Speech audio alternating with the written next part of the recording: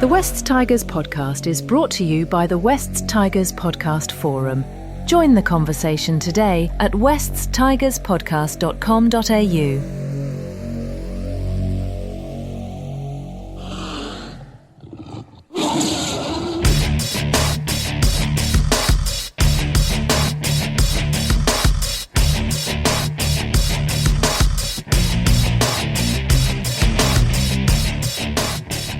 Episode number 470 of the West Tigers podcast, recording on Sunday night, just hours after what we all witnessed out there at CommBank Stadium. And it's just Nick and I tonight. I think a few of the other podcast people are drowning their sorrows or pretending it didn't exist, or just can't fathom or can't find the energy to be able to talk about the West Tigers tonight. And I don't blame them at all, Nick. It was tough going. I don't blame them either, Joel. I was deliberating whether to join you, to be honest. Yeah. Didn't want to leave you on your own, but very, very difficult to get to muster the strength to come on here and talk about that annihilation. So what a bleak day on a beautiful winter's day in Sydney. It was certainly bleak. As we were just saying before we came on, what I would say, though, is that, and I know this is very, really no comfort at all, but two things. I don't think it's our worst ever loss. I think that loss to the Cowboys, given the Cowboys are not a team that's anywhere close to or in that context of when they beat us 74-0. So I still think that tops it. I think it's definitely in the top 3 or 4 or 5 of West Tigers losses, both statistically and just in the circumstances. And I don't want to make it a Penrith Panthers podcast, but they were, I mean, what score would you give the Panthers for their performance? I don't think that that Ivan Cleary is going to be sitting there tonight going, well, we still got to work on this or still got to work on that. That was a 10 out of 10 performance. They would have beaten anybody today. 9.9. I'll take 0.1 off because Nathan Cleary kicked out the ball and he missed a goal. He kicked out the ball at one point as well. So bit of a red mark there for you, Nathan. Don't know if you'll get picked for Origin because of that, but we'll wait and see what happens. But he needs a stint in reserve grade just to, Yeah, harden him up a little bit. But look, they were pretty clinical, and I don't want to talk overly about Penrith. Actually, I don't want to talk much about West Tigers either, to be blunt. But they were very clinical. They made us look extremely poor. They didn't do a great deal wrong. They dominated everywhere from possession through to time with the ball, everything, every stat.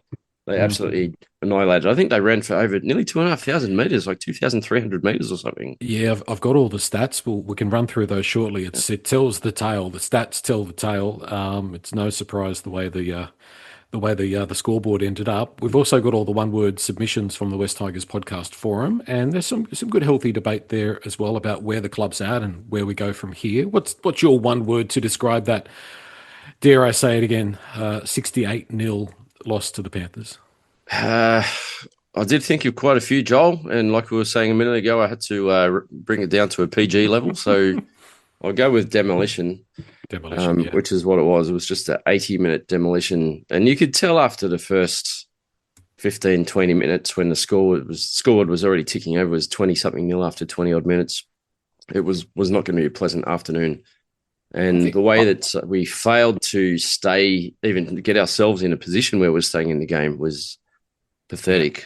Very substandard. And I was just having a quick chat to our mate, Aaron, who's been on the pod a few times. His word's inept, so he didn't have a chance to put it on the forum, but I mean, very adequate word to be used for today's inept performance. I've got quite a cryptic one. I would say it was 5 minutes when Pole lost that ball, and what had already happened was that the Panthers had all the ball. They were getting set restarts. The Penrith were just rolling on. You could tell after 5 minutes it was going to be a long afternoon, and it was. And I've used the word unenjoyable a few times before, but as a West Tigers fan, there was just, and as a spectacle for the NRL to think about and comprehend, is that games like that for the opposition, and not that they care, but in the old days, a team that was a lesser team often had a chance because they could slow down the game or they could do something. And nowadays, if you're not on, if you're not at that standard, you just get entirely steamrolled. And what happens is the fans just have a really, really, really miserable afternoon. And that's what the NRL and the West Tigers and the Panthers, everybody involved, but that's what the end result was. It's funny because when you watch the Fox coverage, Andrew Voss at some point during the game was, just saying, "I feel sorry for West Tigers fans. I don't know how they're still here. Not many have left. It's hard to watch." I was going through my social media feed before we jumped on. People from fans of other clubs and podcasters of other clubs are going on about. Someone put a reel out. Penrith went over for their 50th point after however many minutes, and the guy speaking over the top of video is saying, "Please stop! You've already killed them. They're dead. Don't score again." It gets to that, doesn't it? That we were absolutely annihilated. It was one-way traffic. I'm sitting at home waving the white flag. I hate watching those games, especially when you know early that you're not in the fight and it's only going one way. It's just very hard to sit through 80 minutes of it. It's just painful. I think if you take and I'll get to my one words in a moment, we'll run through all the ones from the forum as well. But I think if you take the West Tigers and the Penrith Panthers of 2026, and you absolutely 100% have both lineups with the same amount of rest, both at full strength, neutral venue, like no particular advantage, dry track, no particular wind blowing in any direction. You take two teams out there and they've got a level playing field. I think even the most loyal West Tigers fan is going to say that the Penrith Panthers, if we played them 10 times across that, they're going to beat us 8 or 9 times out of the 10. They are, when we look at the Richo meter, we're average and they're a champion team. It's like Farlap, they are right up there. They are, I would say, the best team. Look at the amount of premierships they won. They are the best team of this century so far. And we have to take that into context. We also have to take into context that we are missing a number of very important players. And we are in a position where we are still building and there are some issues with the roster and our depth is still poor. So those things do have to be taken into account. I think that leads me nicely into one of my words, which is yardstick. They basically showed us, and let's hope we take something from this. They showed us how far off the pace we are. They showed us that there are some guys in that team, and it's not a shot at them, and it's not degrading them, but there's some guys in that team that so long as we've got them in that side or in that squad, we are a middle of the field at best kind of team. So they showed us where those things sit. Because sometimes, you have a couple of close wins, you beat the Gold Coast, you beat St George, you beat teams around where you are on the ladder, and you think to yourself, that Alex Seyfarth, he's not too bad. Or that Maverick guy, if he just got a little bit more those guys are going to keep getting you average results. So they've shown us exactly where we sit, and hopefully the club can respond, because that's the most important thing, is how do we respond from today? How do we look at that and go, yeah, that's not where we want to be, and we need to take every step possible to make sure that we don't experience that again. It's happening every year, isn't it? Like it was Melbourne last year, and it's Penrith this year, putting more than 60 points on us. Cowboys I think it was the year before that. I've also got depth. I think depth is such an important thing. They're at full strength. We had an awful lot of New South Wales Cup level players in that team. They also got the bounce of the ball, and that's one of the funny things about those sorts of games, isn't it, Nick? Where everything if the ball's going to bounce, it bounces right into their hands. It was just one of those frustrating kind of games because we just couldn't get a break, even when. I think there was one particular moment there where we got the penalty and they challenged and that was reversed. We just couldn't cop a break, which is hard to sort of, it's not just that they're so good, but it just feels like everything's against you on those kind of days. It's just that if I can just jump in, it's one thing to say everything went Penrith's way, and it's also another thing, which is true to say that they were full strength and we've got a number of players out, and we've been saying that for weeks now, which we do. And we've spoken about our depth and how maybe it's not as up to standard as what it should be. And potentially next year we'll be looking to strengthen those depth positions, which is all very valid. I just find it very difficult to think that, yes, we had a lot of players out, but the bulk of our spine was full strength. Our leader, Jerome Luai, is in the middle. he should be barking orders at the team. It's very hard when you're playing against an avalanche of points and against a system like Penrith Panthers, who are just relentless, right? They don't give you much. But the thing that got me is, and we spoke about in the previous pod, how do you beat Penrith? You've got to get in the fight from the kickoff. You have to get in an arm wrestle. We kicked off. I think Penrith, did they get a repeat set during their first set? Yeah, they just rolled up the end of our field. We held them out for a good 5 minutes before they scored, but it was an avalanche. It was just one thing after another. And then, like you mentioned Fanua-Pole's knock on. There was another one in the first few minutes from Charlie Murray, who dropped a sitter as well. It was a poor pass, but yes, he did. It was an average pass. It was still up around probably chest to shoulder height. He should have taken it. He had a quick look at the defence who was coming at him, and he dropped it cold. But look, people make mistakes, but 2 in the first 5, 6, 7 minutes just put all the pressure back on the Tigers. We couldn't hold them out. Once Penrith got a sniff, they just drove the dagger in. It was just horrible. They had 2 6-agains before we even had the ball. Yeah. And that was what I was saying earlier. And then Pole dropped it, Murray dropped it. This is going to be a long afternoon. And it certainly was. I've got one more, and it's very cryptic. Okay? And it's an acronym. But the word is WIT. So my last one word for this is WIT. And there's not an F word at the start. No, there's not. And I'm not talking about Ivan Cleary. No, WIT. So that stands for whatever it takes. So this club has got to take an attitude today and tomorrow that we have got to do whatever it takes to make sure that our brand doesn't experience and our fans don't experience that kind of day again. We spoke last week on the pod about going from here and going up a level. Well, we've got to be ruthless, and that means that we've got to make some hard decisions and we've got to make some brutal decisions, but we cannot be at this point again.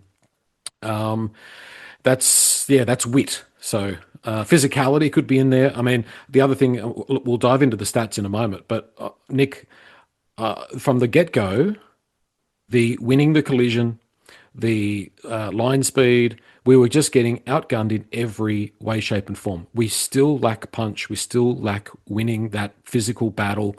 The way that they're able to, a bit like Melbourne, they wrestle really well on the ground. They get a quick play of the ball. We've got some areas in that, even their backs, the amount of times that like Casey McLean was running at Taruva, and I love Taruva. He's a great player and he's great for the club, and I'm really glad we have him. But just that ability to, they hit each other, and McLean always came out on top. McLean always came out a metre down the field or 2 metres down the field. We just still lack that physical prowess. And I think without Twal there, especially early on, we just lack that oomph. We'll get into the stats, which really show that. What are your thoughts? Agree. I can't really say too much more. We were out-muscled, outplayed, outskilled. I think Penrith will really enjoy that one. I think it's probably a matchup that they mark in their calendar at the start of every year. It's the one game that they probably really want to win. A few grudge reasons. Obviously, Ivan's history at the club and a few players that have gone either way from West End, Penrith as well. But we were out-muscled. They won the battle in the middle. They won the battle out wide. They kept catching us out of position. Our wingers got beaten several times on both Tino's side and Tavana's side and also Skelton. There were points everywhere. So hard to pinpoint. I'd actually love to be a fly on the wall tomorrow because Benji said they're going to do a really good review of that game and hold people accountable. So I would love to hear what he comes out off the back of that review. I don't think we'll get to, but I'd love to hear what he actually says. And I guess we'll get an idea on Tuesday when he names the team. But again, that's going to be difficult when we're already short on a few troops because it's going to be hard to potentially drop people because he might not have the depth coming in. Well, Madden's done something to hyperextended his elbow, I think it was. Yep. Royce Hunt, pectoral issue. That could be a long spell for Royce Hunt. Skelton had the HIA. I don't know if he passed that or not. And then on report, Pole, Gaia, which I thought was I thought that was just unbelievably soft why they put that on report. I mean, Cleary was kicking the ball and he was going for the charge down. I mean, I don't think he was ever going to do any damage, but anyway, and Seyfarth on report as well. Doesn't give a whole lot of options in terms of making changes. Benji, of course, said the game was unacceptable and embarrassing. It's going to be a big test for Benji, isn't it, to see what he does from here and what he can do to breathe some life back into the team, albeit like we were poor, but there's teams that have played worse and got beaten by 20. You know what I'm saying? Like I think we were really poor, but I just think you can't discount also just how good they were. That's where it makes it hard. That's very true. The one thing I wanted to see us do was put up a fight. I wanted to see us get in the battle, which we did not do at all. So that's the biggest disappointment for me coming out of today. My other huge fear is, we're playing the Titans, but I watched their game yesterday. They were pretty good. Like, I actually think they played pretty well. Yeah, they beat the Premiers. Yeah, against an underperforming Broncos. But to be honest, I think it was Gordon Tallis talking about the stats today on, might have been a Triple M, saying that the Broncos he didn't think were that bad and their stats weren't all that off. So, look, Gold Coast are playing. They played a good game yesterday. You're only as good as your last game, and based on form, you would think that the Titans should be favourites. I'm not sure if they will be next week, but I'll tell you what, last game at Leichhardt before it gets redeveloped, and we're not going to be able to walk through those gates in 18 months unless you go into something else after our last NRL game next week. But gee whiz, I'm concerned. Like, I hope the sun's out. I hope the crowd turns up. I hope the team turns up more than anything next week, because if we don't beat the Titans next week, I know we're only six. It'll be 6-7 by then. But I'm starting to panic. So the fear has really set in, Joel. I know we'll talk about it a bit later, but I've had a quick look at the sums. So the 4 losses that we've had, the 4 heavy losses in the last 5 weeks. Yep. In total, it's 210 against. I don't think I want to know. Yeah. And we've scored 44 points. Yeah.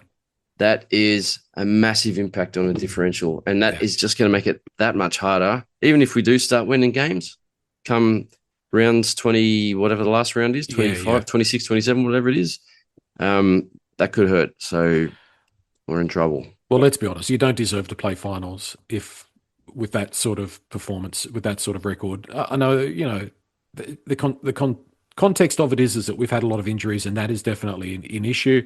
But if you look at it holistically across the competition, realistically, teams that have those sorts of periods shouldn't be playing semi-finals football. Or if they do play semi-finals football, they'll be cannon fodder. It's 6 from 12 to get to 30 points now, so we're still 50%. If we don't beat the Gold Coast, then then my September holiday is already pretty good. I'm feeling resting pretty easy. I think it'll be another season without finals if we don't beat the Gold Coast.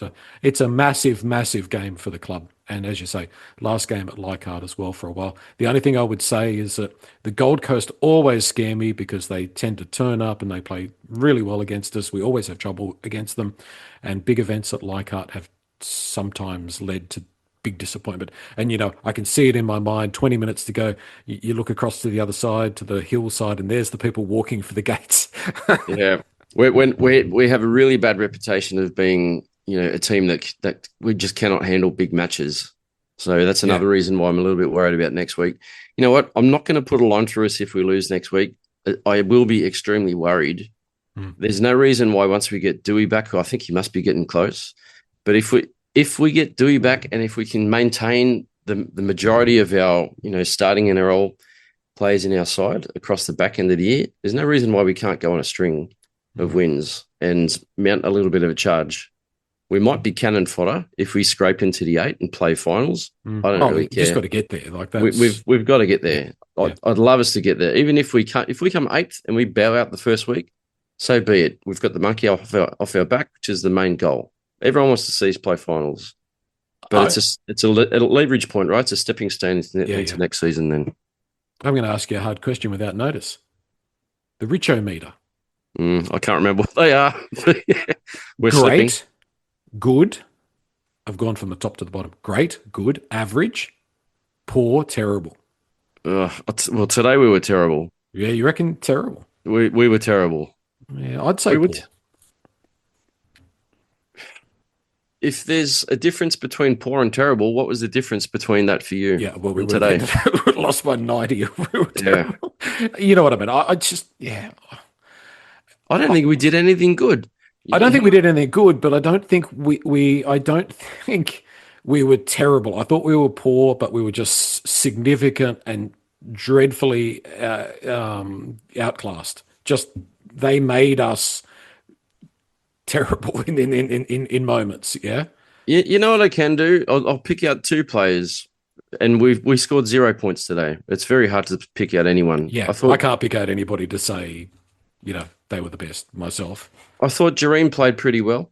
I don't think he had any howlers. I think he was pretty solid. He tried his heart out. Yep. And the fella that I didn't want to come in off the bench, I didn't even want him on the bench, but Tristan Hope came on and he tried. He did try. He tried really hard, and he got mentioned during the commentary as well that he was having a go, and he was standing out as having a go. So those fellas didn't stop. There were a few that had a crack, but largely as a whole, it was a steaming pile of turd. I'll just say that as politely as I can. Underwhelming is a good way to put it. Yeah.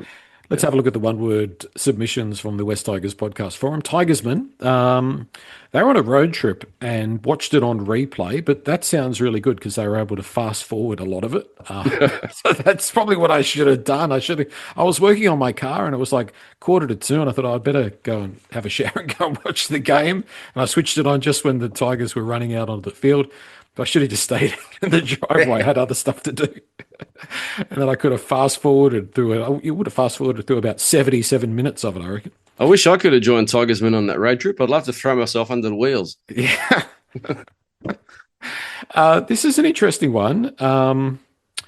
Now, I've actually made a little error here, and I haven't written down the person's name, but their word was mate. I'm sorry I didn't take notice of it. This is what happens when your coach is perceived as your mate, and saying that the boys were laughing and joking pre-game. I don't know if you saw that, Nick. I was just saying I didn't see any of the pre-game. They looked pretty happy in the sheds. Yeah, the mood was up. Again, second week in a row, they didn't come and warm up on the field. They kept it inside the sheds, which is interesting. It worked last week, so great. Didn't work this week, but yeah, they were jovial. They were all seems like they're in a good mood, ready to go. So I would say that I agree to a degree, but also it's got to be on the players, surely. Surely the players have got to go, well, I've just been part of a 68-0 drubbing. That my own personal standards are not going to allow for that to happen again next week. Why have a coach that's bringing baseball bats and jumping up and down and carrying on and screaming and ranting and raving? Shouldn't the players be the ones that drive themselves to better performances, to higher standards? Everyone needs to hold themselves accountable. Benji, as always, after a loss, says part of it falls back on him, and he has to look at how the team prepared and what they did differently to last week. He did make a point of saying that our team just didn't turn up like they did last week as well. He said something was very off, and it was very evident early on. So that'll all be reviewed. But just quickly, that the person that mentioned that the mate one word is snake. So hello to Snake, Sorry, and Snake. thanks for your post. Good one. Natmac78 writing. The writing was on the wall in the first set of the game. True. London Tigers, they went for outschooled, but I'd say we were schooled. Yeah.